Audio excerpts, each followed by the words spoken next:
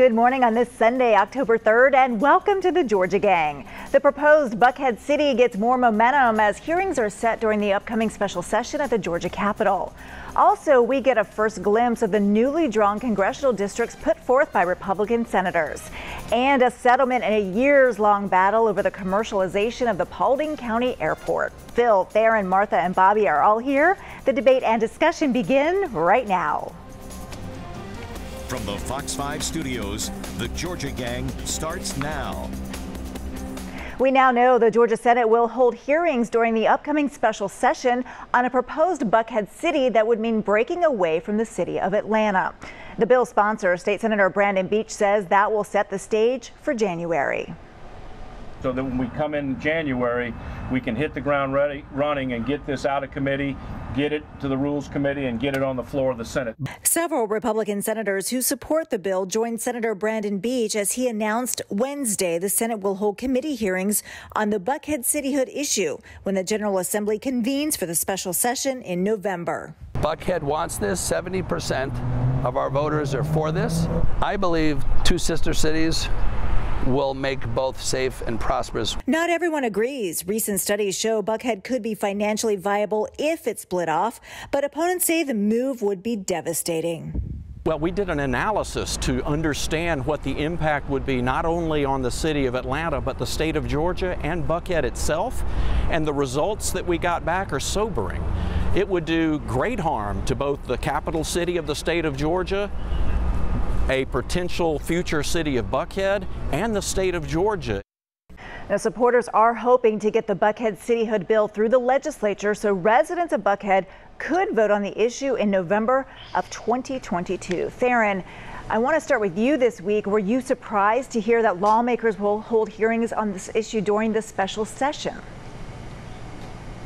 Not at all, Lori, because Senator Beach and other members of the legislature have been sort of quietly talking about when the special election dates were set, that this was going to be a topic of discussion. You got to really listen close to what Senator Beach said. There's not going to be a vote on this. It's just going to be hearings that will allow people who are proponents of the city of Buckhead to speak out, but also to allow the committee that's been created that is speaking out against the thought and creation of a new city of Buckhead. So ultimately, this is just a formality play by some Republican members of the legislature.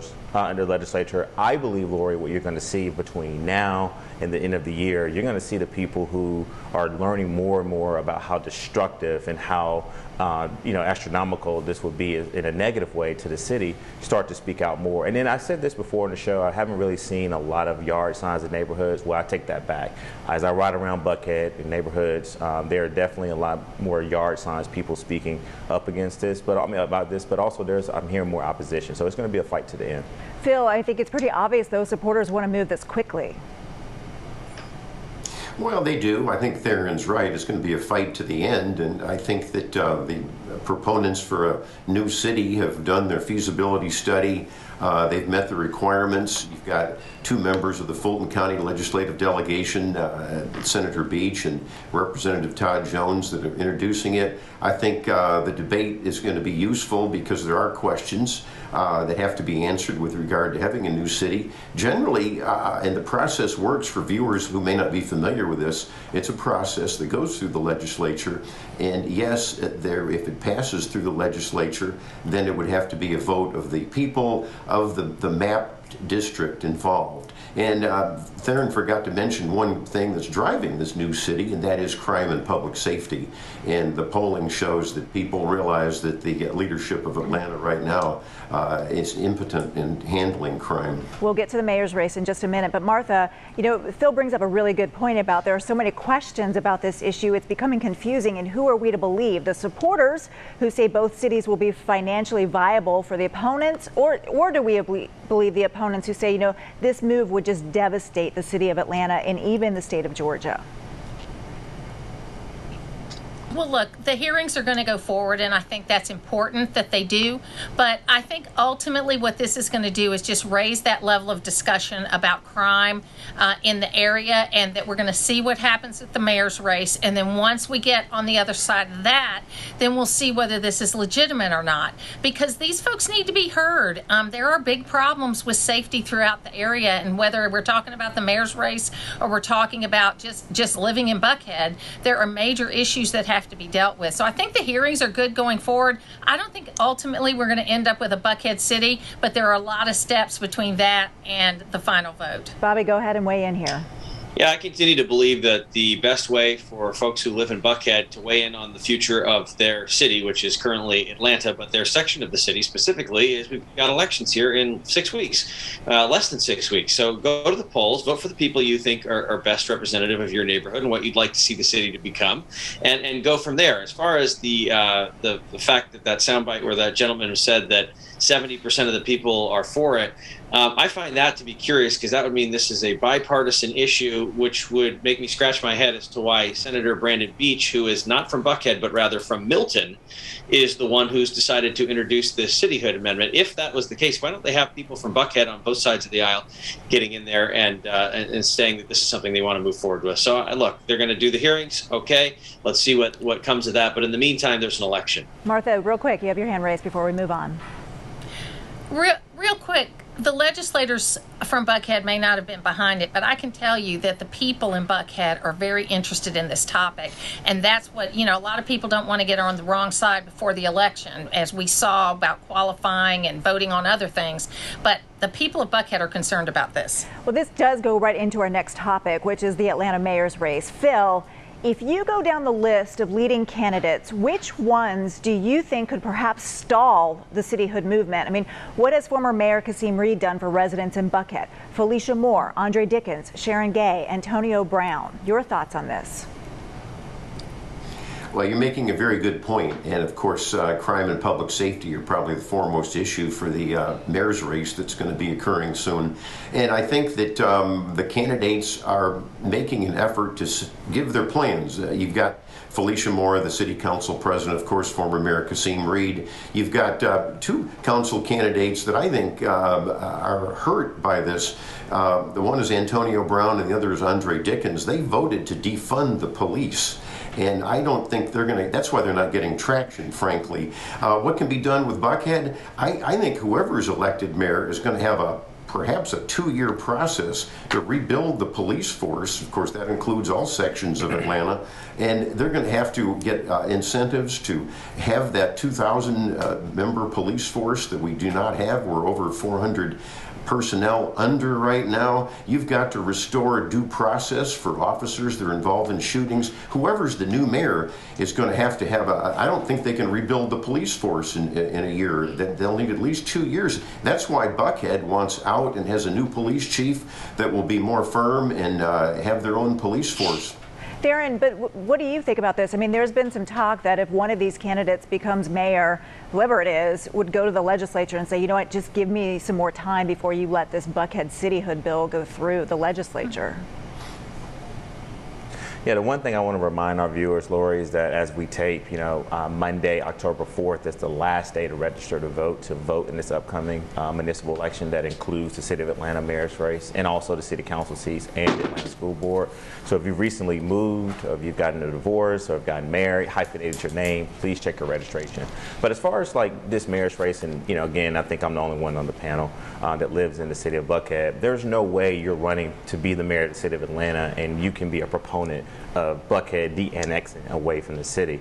I think in the article, Lord, that we read this week is that it will take so much revenue away from the City of Atlanta and that the school systems will be put $23 million in debt. And so I think, again, this whole conversation about de-annexing from the City of Atlanta, from the City of Buckhead, Lori, has been going on for years. City of Buckhead didn't just wake up one morning and say, oh, we have an inflation of crime and now we want to leave the City of Atlanta. We've been having this discussion for 10 years. The only difference is, to Martha's point, is that we have seen an increase of homicides in Buckhead, and that sort of fuel the flames for people to sort of re-enter into this discussion about the annexing away from the city of Atlanta.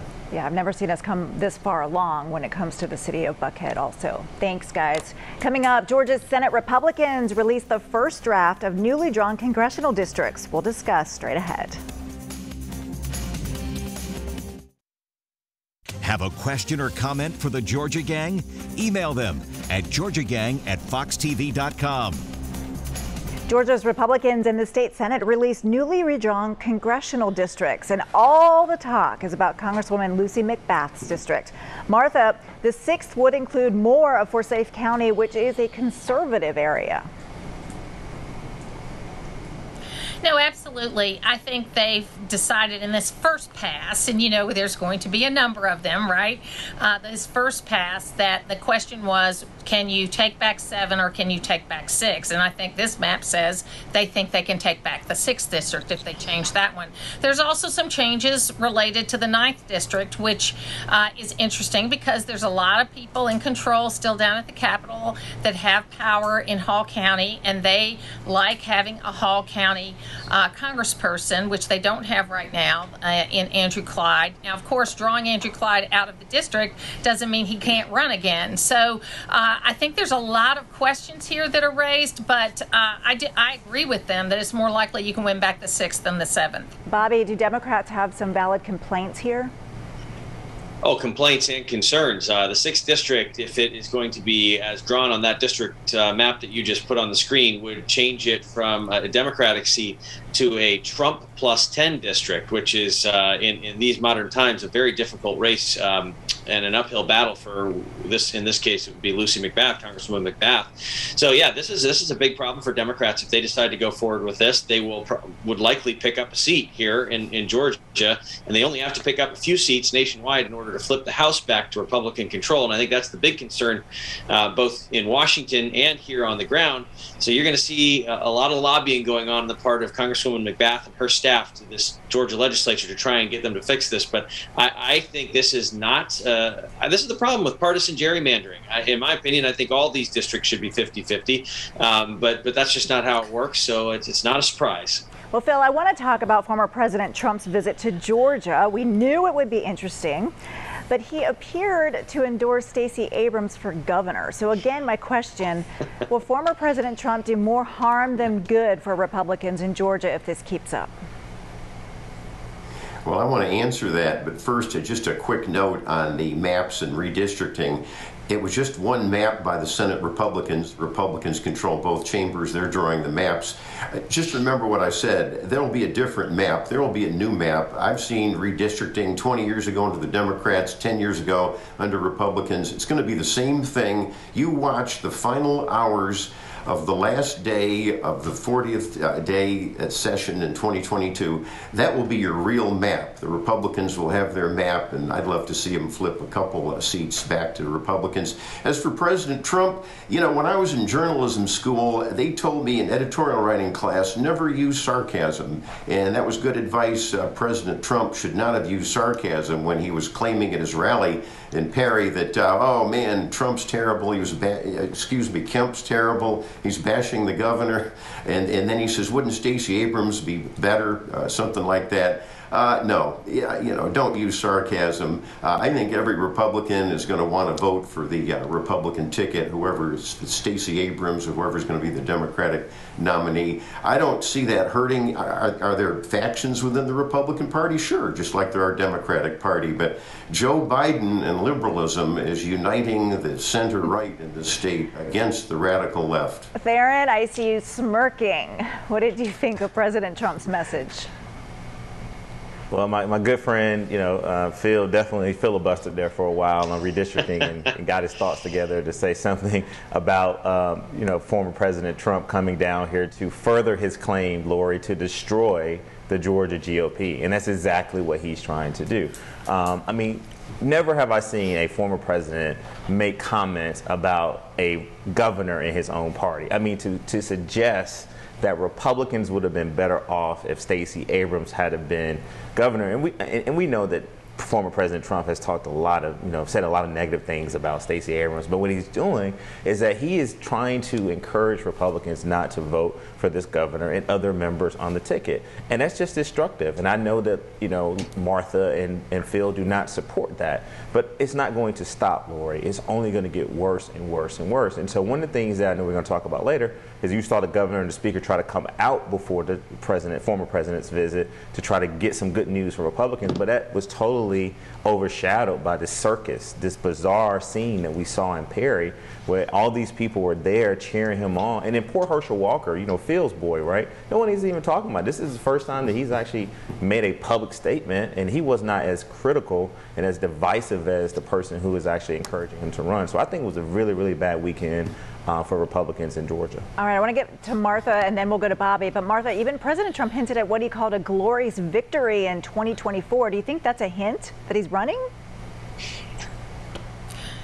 Oh, there's no hints with Donald Trump, okay? I think it all depends on what happens in 2022. But I got to say that my listeners who are very supportive of Trump did not like that statement. Even ones that support him, unconditionally, felt, joking or not, that it hurts us. And I had a lot of people on the fence let me know, text me and call me that they, that they did not like that statement. And I think, though, to Theron's point, although I don't know if I would call him Phil's boy, Herschel Walker, that there are these, he made actually the best speech. It encouraged me because it shows he's listening to his consultants to be uniting, not dividing. He gave the best speech of the night because it was a unifying speech and people felt good about it. But it was a very difficult day because what the president said about not turning out in the general election, that Kemp may win the primary, he paraphrased that, but they won't turn in for the general election. That's dangerous and it shouldn't happen. And I'm asking every person on my program if primaries are for scrapping it up, but will you commit to supporting the Republican ticket? Okay, I got to get to Bobby on this too, and to wrap it up. Well, first of all, consultants love it when their candidates actually listen to us. So that's nice to hear that you said he listened to his consultants. So as far as Stacey Abrams goes, and whether that was satire or sarcasm or something, I hate to break it to you, Phil, that was not sarcasm. He really does wish Brian Kemp had lost that election. He doesn't like him. He doesn't like Brad Raffensperger. He is completely selfish, doesn't care at all about the GOP as a quote-unquote team. And this is complete destruction of the GOP. Everyone wants to talk about the Democrats in disarray story up in D.C. with the $3 trillion versus the $1 trillion bill on infrastructure and the Build Back Better agenda. But the fact is, right here in Georgia, you have got the GOP in a total disarray. Well, there's enough disarray to go around for both parties. Thanks, everyone. Coming up, the Fulton County DA meets a crucial deadline for victims of violent crimes. We'll discuss straight ahead. Join the discussion on the Georgia Gang Facebook page and watch past episodes on the Georgia Gang YouTube channel. The AJC reports residents of Paulding County who sued to prevent commercial flights at the county airport have reached a settlement. The county agrees no airline flights for 25 years. Phil, this has been a long, drawn-out fight. Well, that's right. We're one of the few cities in America that doesn't have a second airport.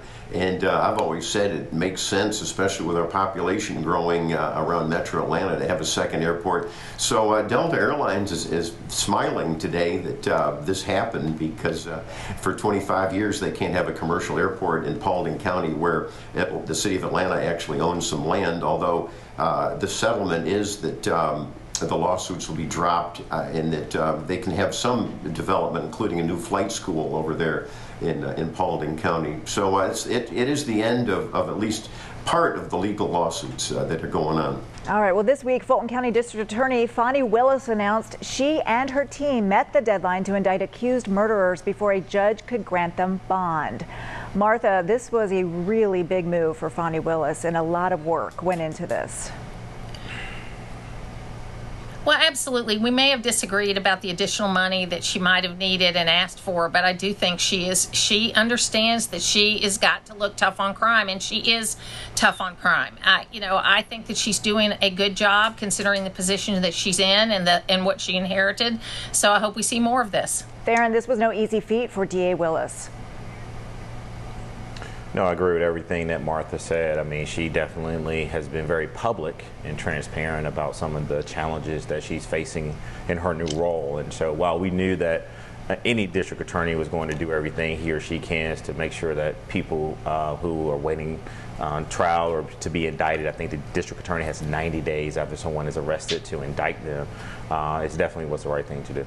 All right, well, we're learning more about where some of the federal COVID aid will be spent. Governor Brian Kemp announced that first responders will receive $1,000 bonuses, Bobby. As they should, and thank God we elected a Democratic Senate, thanks right here to you and the voters in Georgia, because we wouldn't have any of this money to help give these bonuses out had we not done that. I think it's wonderful, and it's nice for the governor to be allocating this. I'd like him to do the other things he should do, like expand Medicaid when there's money on the table. Phil, your thoughts on the first responders? Well, Bobby forgets that Republicans also supported some COVID money, although I'd rather specify law enforcement first responders money going from a first responders fund rather than COVID, which is supposed to be going for COVID relief. So, you know, I'm glad it's happening. Obviously, I'm a big supporter of first responders, and probably one of the few good things the Democrats have done. Theron, there's a lot of COVID aid still available. What do you think the priority should be going forward?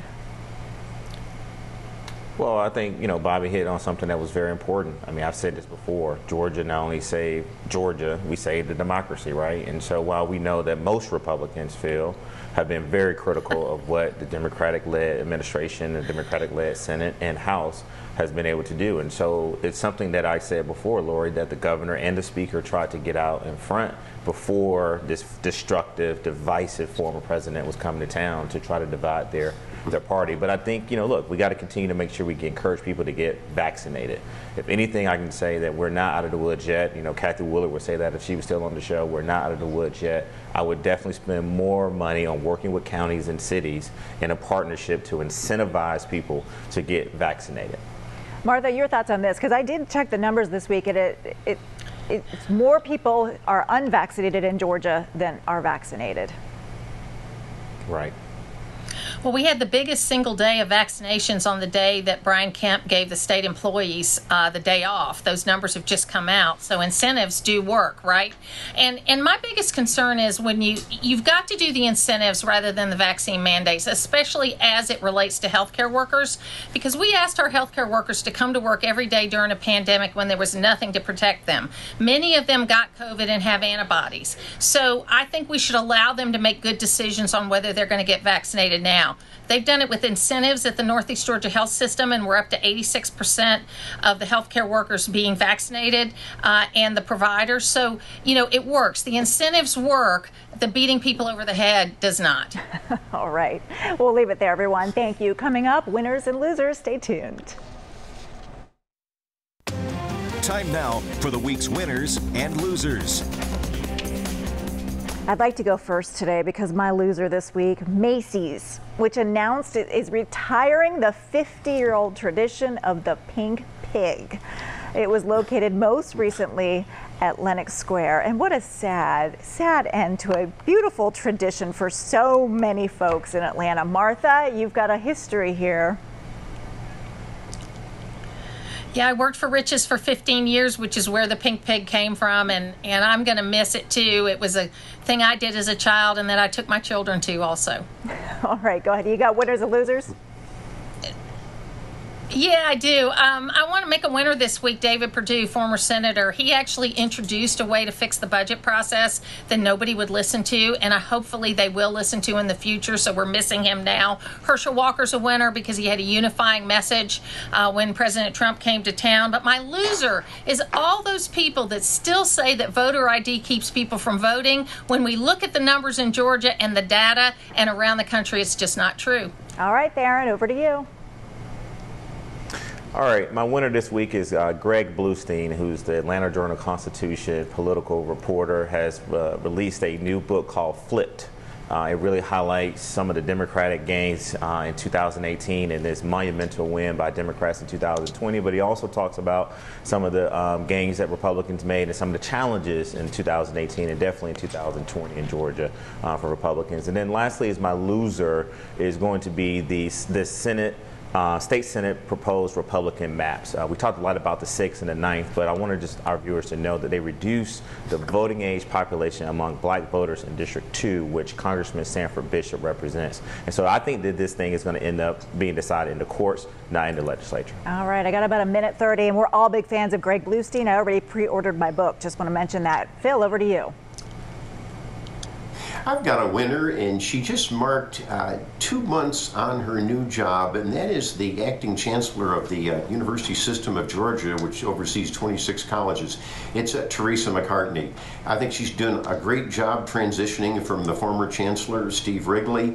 I've interviewed a lot of college presidents. They're very pleased with what's going on with Teresa McCartney. And the winner's got to be the Atlanta Braves, National League East champs. Let's keep cheering for them. Yes, absolutely. I'm so glad you mentioned that. Bobby, close it out for us. We got about 45 seconds. Finally, Phil and I agree on something. Very exciting. Looking forward to going to a playoff game next week. All right, so as far as losers, I agree with you on your pick, Lori, on the Pink Pig. It's generational, multi-generational. My kids, my wife, her mother, all something that we've done for years.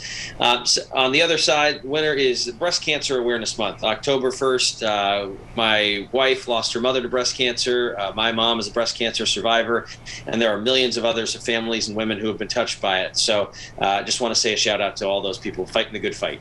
Absolutely. And we should mention a big happy birthday to former President Jimmy Carter, who celebrates 97. Happy birthday, Mr. President. And thank you all so much for joining us. We will see you again next week. Bye-bye.